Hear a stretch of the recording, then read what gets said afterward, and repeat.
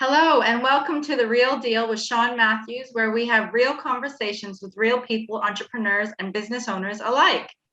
Today, I have another special guest here, and her and I we met through my lovely fiance.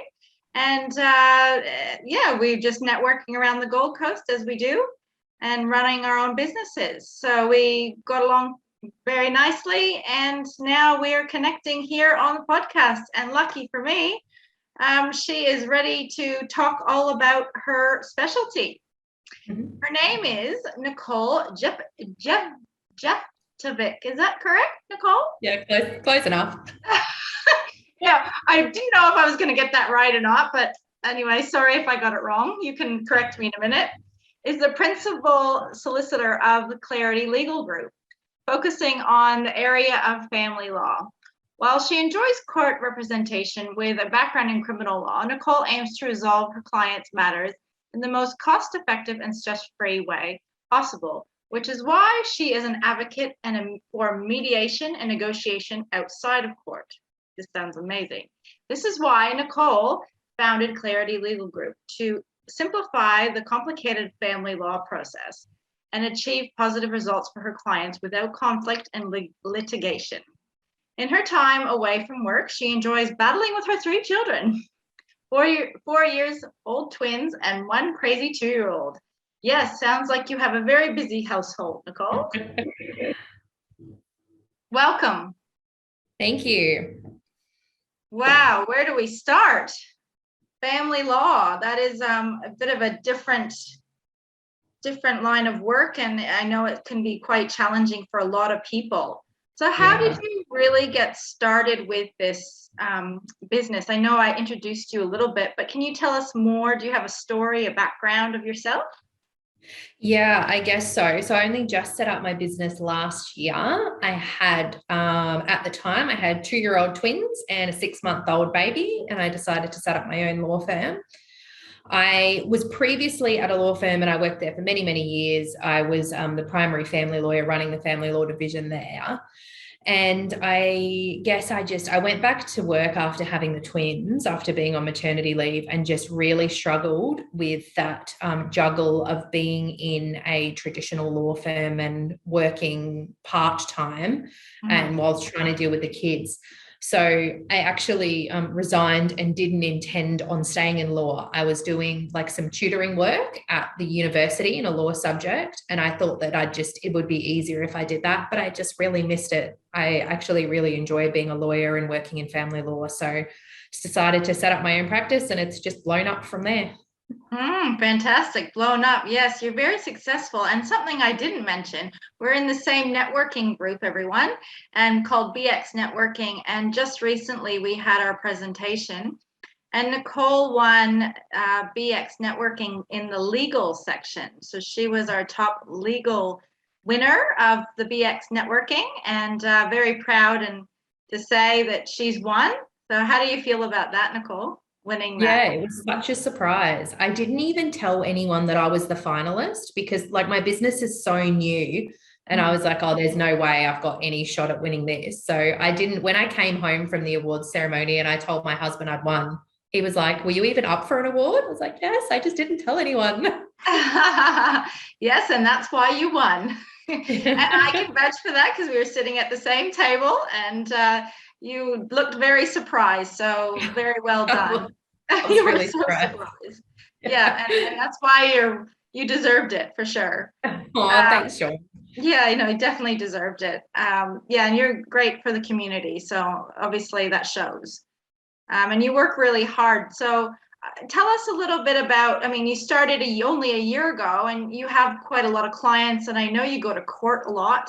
I know you can't talk much about clients, but what are some things you can maybe discuss with the listeners and the viewers about maybe separation or being a mom and working your own business? Because there's a lot of listeners out there that are single moms and moms that have businesses. Yeah, right. Well, that's 2 different questions really. So when I'm with my mum hat on and trying to work at the same time, I just found that it was impossible. Like when I first set up the business, I set it up from home. And I just thought it'll just be me on my own. I'll just have a few clients here and there, and I'll just like satisfy myself that I'm still helping people. But I'll still spend time with my kids. And I had this moment where I had one of my first clients. I was on the phone to her. I got the phone call. My 3 kids, I locked them outside because they've got like a playground outside. So I locked them outside, shut all the doors, and got on the phone to my client. And then I hear someone screaming outside, and I turn around and my son's at like the glass back door with blood pouring out of his no. He'd like fallen off the play equipment or something and hit his nose. He was fine. Yeah. But that was just a real turning point for me to make me realize that you can't be both at the same time. So it took me a little while to come to terms with the fact that it's okay that I don't want to be a stay-at-home mum, for starters. Of course, that's fantastic for women that do that, but it just wasn't for me. Yeah. So it took me a lot to come to terms with that realization.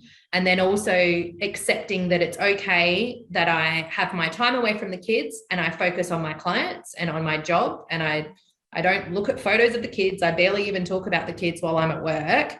And I just keep my 2, like work and home life, very separate. And for me, that's the only way that I can do it, because when I was at work, I was distracted, feeling guilty that I wasn't spending time with the kids. And then when I was trying to, finish work early and spend time with the kids, I was constantly on my phone, emailing, missing phone calls.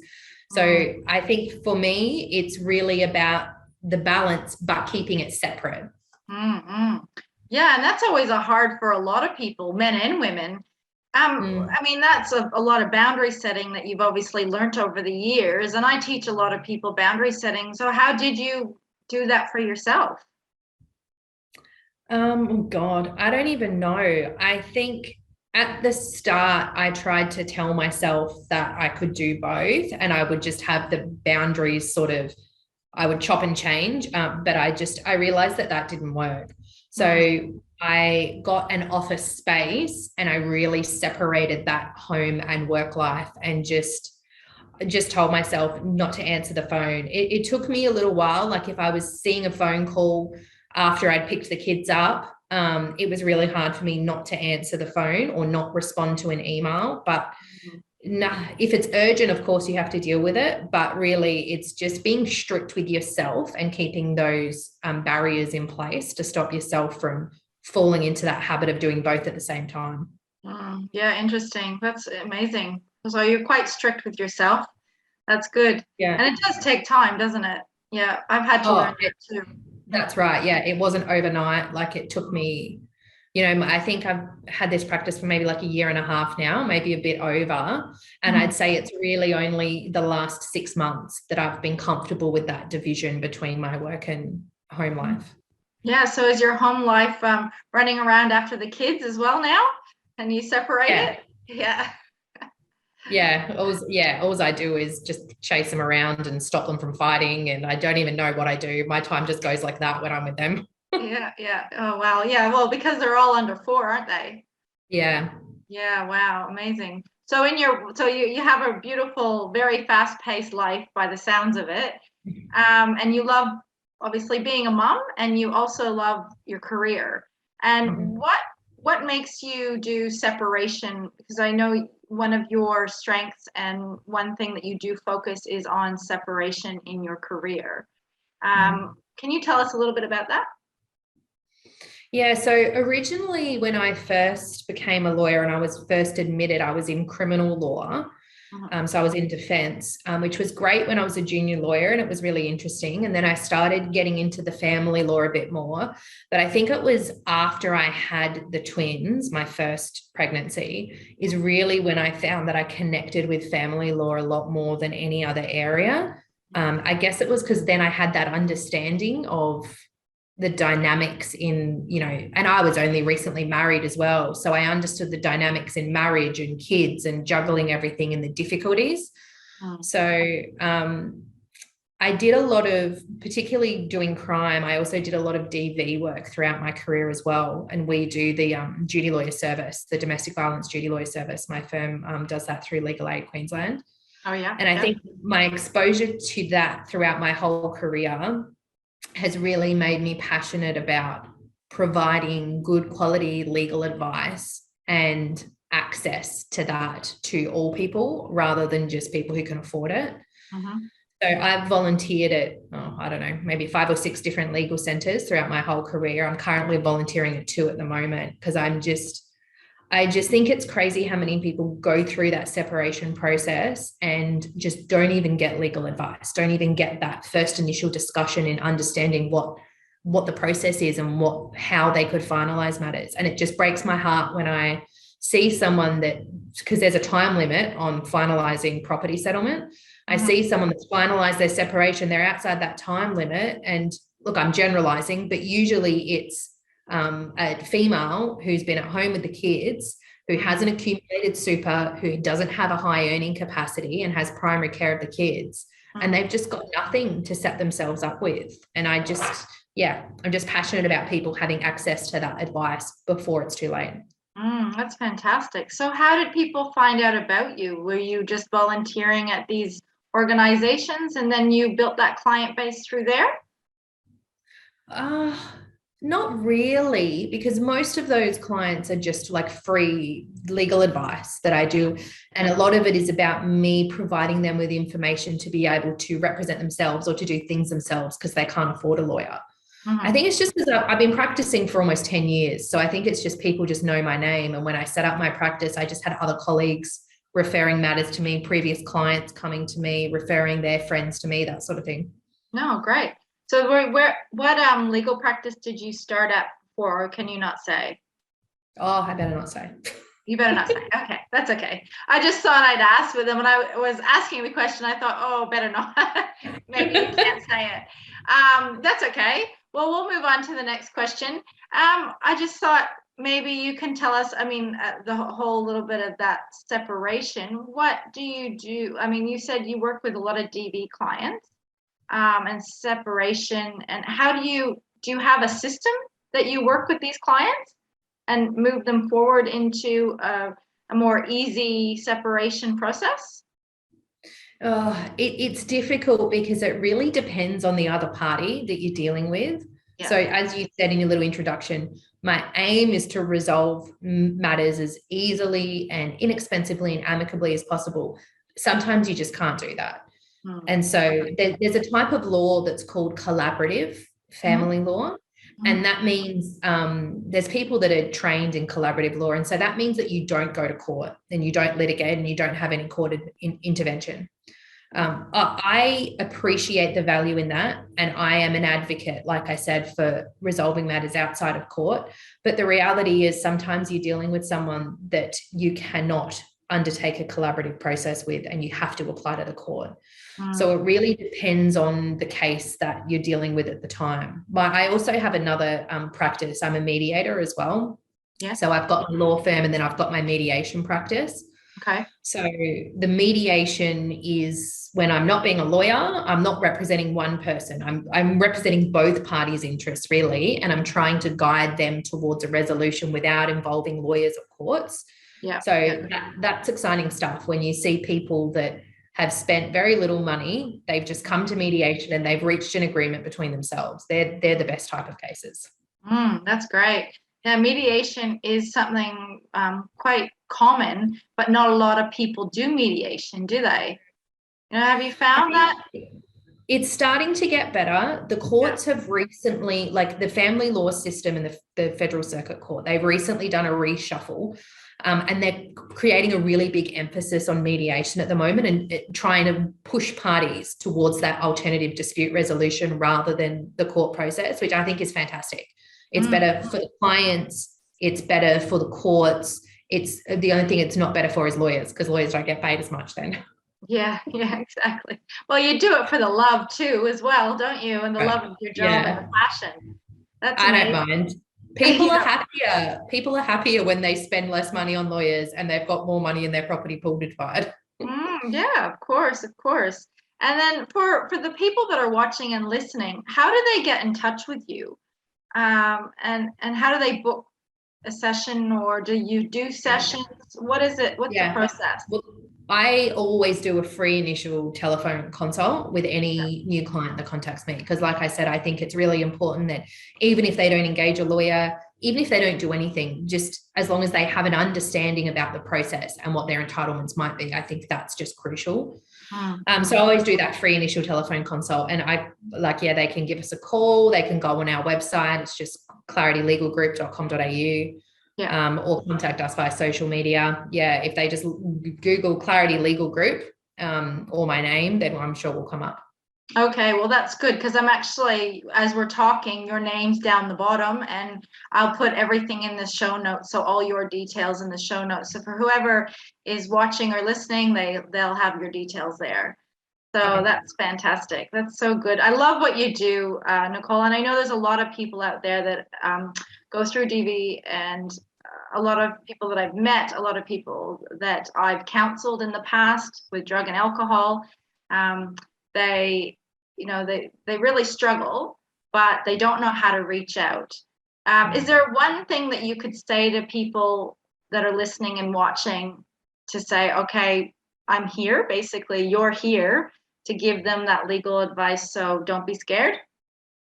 Yeah, I think, and I often get clients say this to me after I've spoken to them, is they're surprised at how scary it's not. Mm-hmm. I often start a phone call or a conference with someone, because lawyers, I don't know, we're scary. I guess we've got a scary reputation. People think that we're just, trying to rack up our bills, which is not the case for most lawyers. So I think people are reluctant to even just take that first step, just to have a chat with a lawyer, because they're scared of the cost, they're scared of being judged, they're scared of what might happen. But it really, I know separation is a really difficult time, and yes, it can be messy and awful, but it often isn't as scary as people think it is. It's often easier to resolve as long as you get that proper advice from the start.